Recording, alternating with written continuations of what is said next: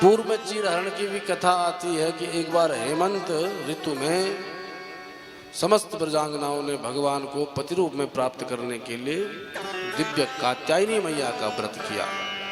नित्य ब्रह्म मुहूर्त में जागती हैं, यमुना हृदय में स्नान करती हैं और दिन भर कात्यायनी मैया की पूजा करती हैं और मंत्र एक ही रटती हैं। कौन सो मंत्र? कात्यायनी महामाये महायोगिन्यधीश्वरी नंद गोप सुतम देवी पति में कुरुते नमः। इति मंत्रम जपत्यस्ताः पूजाम चक्रुः कुमारिकाः। ब्रज कुमारिकाओं ने एक ही मंत्र जपा कि हे कात्यायनी मैया, पति हो तो नंद के लाला, हमें पति रूप में प्राप्त हो।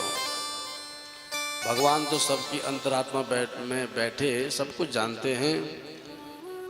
व्रत कर रही थी लेकिन एक गलती है गई। कहा कि प्रातः काल उठ के ब्रह्म मुहूर्त में यमुना में स्नान करने जाती हैं पर नग्न होकर के स्नान करती हैं, वस्त्र उतार के जाती हैं। और याद रखो सज्जनों, नदी में कभी भी नग्न स्नान नहीं करना चाहिए, चाहे नदी हो चाहे कहीं और हो। जल साक्षात वरुण है, अगर हम नग्न स्नान करते हैं तो वरुण देवता का अपमान होता है।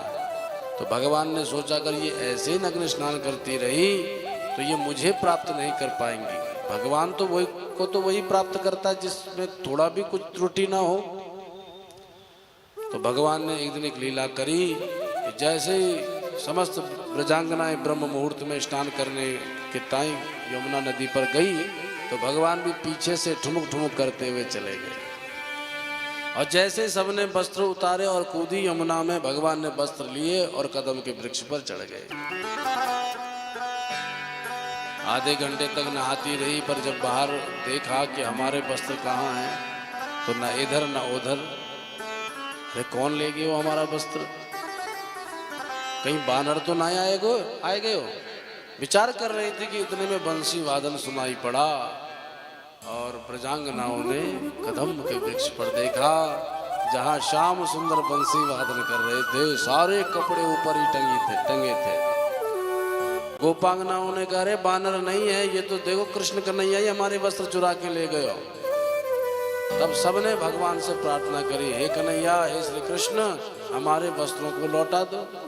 भगवान बोले, काहे को? तुम वस्त्र उतार के गई थी तो अब ऐसे ही बाहर आ जाओ। बोले, ना कन्हैया, ऐसे कैसे चली आएंगी, हमें शर्म ना आएगी। तो भगवान बोले, जब तुम्हें शर्म आती तो फिर बेशरम बन के काहे को चली गई? तो वस्त्र उतार के काहे को गई?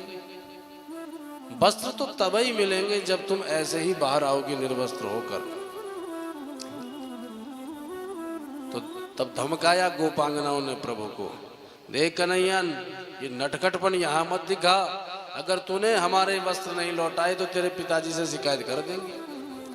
श्याम सुंदर ते दास्य करवाम तवोदितम देहि वासांसि धर्मज्ञ नो चेद्राज्ञे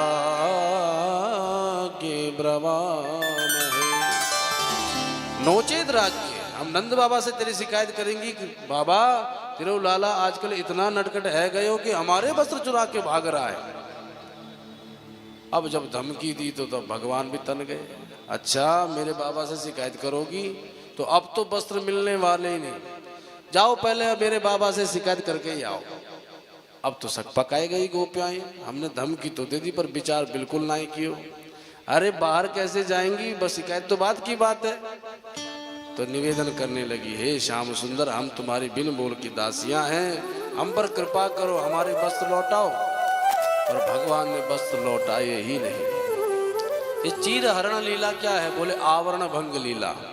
जीवात्मा परमात्मा के बीच में कुछ भेद नहीं होना चाहिए।